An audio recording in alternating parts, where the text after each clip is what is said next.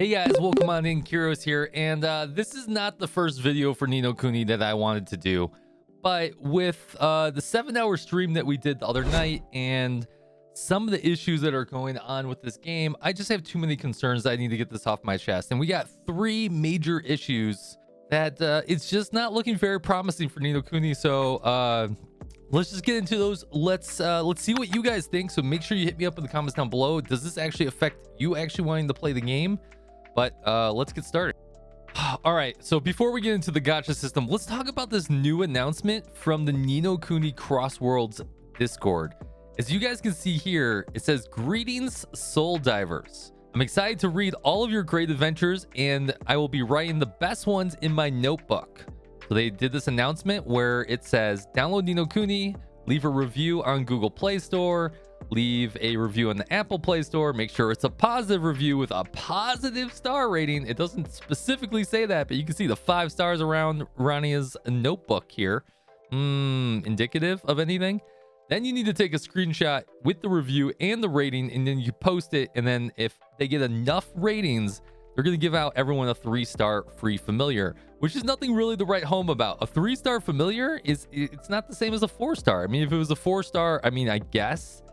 But the fact that they are asking people to leave a positive review is a very bad practice. It's one thing to say, hey, go review the game and just you review it the way that you want to, and we'll be appreciative. But don't tell people to go leave a positive review. That's skewing the numbers on the Play Store, which right now it is sitting at a 4.1, which is not too bad, but not the greatest either. So it doesn't look like a lot of people are maybe just leaving random 5-star reviews, or I can't find it. There are a lot of true and honest reviews that I'm reading here, which is very good to see. So luckily this campaign is not affecting too much of the rating on the Google Play Store as of right now. All right, 2, I want to touch on this screenshot again that I put in another video. They're going to add blockchain to this game, essentially NFTs and in any kind of like crypto wallet to this game. And that's a very bad practice. I know there's a lot of games that are maybe going down this route, but I'm not sold on it personally. And anyways, this game is already very heavily monetized, which I will show you guys here in just a second, how bad this gacha system and how bad the pay to win system is here. And it's already heavily monetized, so anything they add on top of it where they're trying to get more money through a blockchain or NFTs or anything like that is just it's just not a good practice for global. I mean, maybe it'll work in other regions of the game being live, maybe the Korean version or the C version or something like that, but this is just a very bad practice that should not be implemented. It really should. They should really rethink it, but maybe they won't. All right, guys, before we talk about this gacha system, I do have my first impressions that will be coming out for this game in the next day or so. It'll actually probably be a positive first impressions because the gameplay, the storytelling, everything that is actually really good in this game, but it's just dragged down by some of these other things. So let's talk about that. Let's talk about that gacha system real quick, if I can find it. Okay, first things first, we're gonna go to the summons here. Now there's a beginner summon that they do give you. I'm not showing it on screen, but I'll be able to flash it up there. You're able to choose one of the 3 starting 4-star essentially Pokemon, but they're familiars. Those are nothing to write home about because the familiars you really wanted in a raid up for doing any kind of re-rolling, which by the way, you can't re-roll in this game. It's impossible.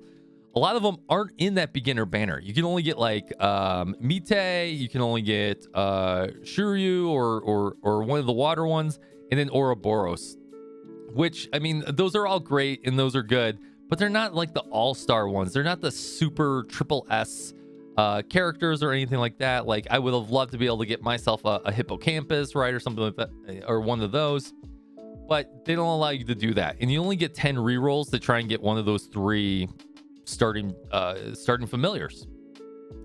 Now looking at a lot of these rates, right? So you can see here that the summoning rates are down here in the bottom left hand corner.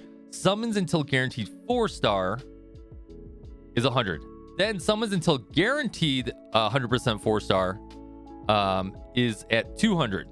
So if you see here, not every 4-star is created equally. So here's a 4-star fire familiar is not as good as your rare 4-star fire familiar. So you have a less chance of getting a rare than you have of just getting a regular 4-star. I don't know why there's 2 different versions of 4-stars.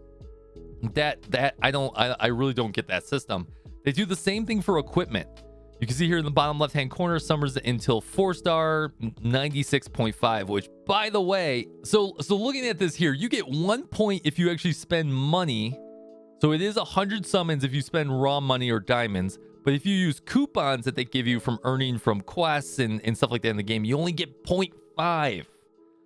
So if you're free to play, it is extremely hard to pull a 4-star. It could take you up to 200 summons by those free coupons that you get from doing weeklies and a few other things to even pull a 4-star. Then not even that, it would take you 400 summons free to play without using diamonds to get to the rare 4-star. I can't believe that. And the equipment's the same thing. You have the same drop rate and you have the same kind of summoning rates that are in here as well, where you can get a 4-star bow, but that's not going to be as good as your 4-star rare bow, right? It's just it's astronomical how pay to win, especially with PvP, this system is, and how much you would have to pay to even win. Now let's look at the shop real quick. First off, when you're leveling up in the world, they offer you all these packages, which you only have 8 hours per package to decide if you want it. I know it's only $3.99, but man, you have to decide if you want those right away. And remember, summoning coupons, not crystals, only count as 0.5 and not an entire point for summoning. Then you get these 4-star selectors, which, by the way, the 4-star selectors in here are not that great. There's not even a rare in here, so I don't know if that's even justified for $20. And then you have another $3.99. So the $3.99, I get it, right? A lot of people will be like, it's $3.99, right? It's not a problem. But it's just the fact that they time gate you and they force you to be like, hey, you better choose this or it's going to be gone forever. Then going into the shop, this is just, it's insane. So you have these featured bundles, which are the starter packs. You can buy these ones, and these look like they stay forever, right? And that's fine. Then you have the new adventure bundles, which go away after 13 days. So, and I believe it's 13 days. This is what it's saying on the right-hand side, is that you have all of these. And then some of these are not even selectors. It's just a random list. And there's a couple in here that are actually good, but then there's a lot of not so good, unfortunately, in here. So I don't even know if that's worth $80. You get some gems, right? You can do some more summoning. Cool. Custard, that's good. Custard, love it. Oh, by the way, all the buffs you can buy in this game are pay to win as well. Look at that. Crit rate, crit damage, 10 minutes, attack. So if you want to be one of the best DPSs in the game, you better start throwing down some money to get some of this food. I'm sure you can make a lot of this free to play, but I'm sure it's very, very hard. And then you can get some of these other accessories like the life ring and stuff like that. Like, look at that. Support familiar up, all this goodness. They give you a lot that is hard to pass up. Then you have the 3 days of happiness. Look at this. Oh my God. Some of the 3-star birdie mount for $20. Then you got to log in for 3 days back to back to back. Isn't that just glorious right there? Then you have the diamond rebate, where it takes you 1,600 gems. So you better go bust open one of those packages. And don't worry, they'll give you back your 1,600 gems. But this is really a giant debate, right? Because it's really saying, hey, go spend some money and we'll give it back, but go spend that money. Because in order to get 1,600 gems, which it took me 7 hours to get 460 gems.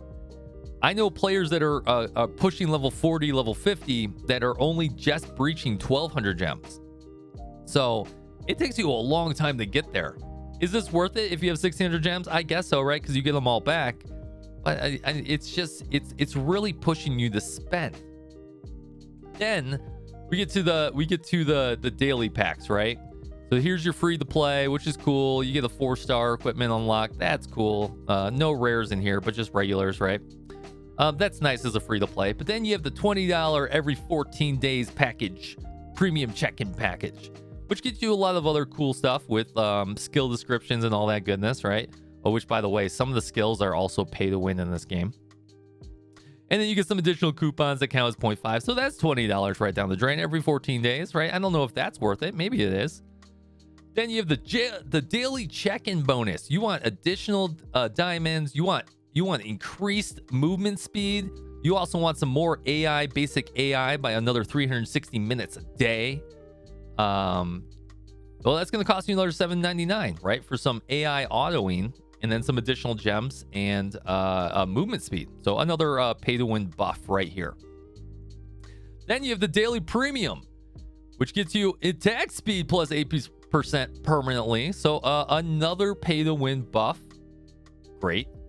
More daily gems. Okay, that's cool, right? You get some energy drinks. Cool. That gives you 30 minutes to obtain more XP, gold, and prizes. Oh, wow. Wow. And then some other focus. Use this to get more soul stones. And so it's insane, guys. It's absolutely insane. So here's another $20. How much money are we at right now? We're at $100 in just daily or monthly packages. Then we have the level achievement bundle. So not only that, when you level up, now that's cool, guys. Like, you're leveling up to level 520. That's great, but we're not going to really give you anything. You better drop $25 in order to get these coupons. Oh, and then not to mention, as you get even higher level, you better drop another 40 to get up to level 50, another 80 to get up to level 75, right? Get some EXP, get some skill tomes, get some more equipment, and then another one as you're pushing 100, right? Get some more equipment summons, some more equipment on top of that, right? That's just great. Some pay-to-win buffs, you know what I mean. I'm sure you can make these, so take what I say with a grain of salt. I haven't been able to make these ones, but who knows? And then you have area achievement. As you complete different areas, you can also pay some money to get some additional buffs, which, by the way, these are not worth it. And maybe they are worth it, but they don't seem very worth it to me. Upgrade materials. Then you have a second one for another $40, right? Upgrade some more materials. You need to upgrade your weapons. So if you pulled like a rare bow, you might need these. The Joker gems, right? These are very important. I don't know how hard it is to get these in the end game. And then you have the third bundle for another $80.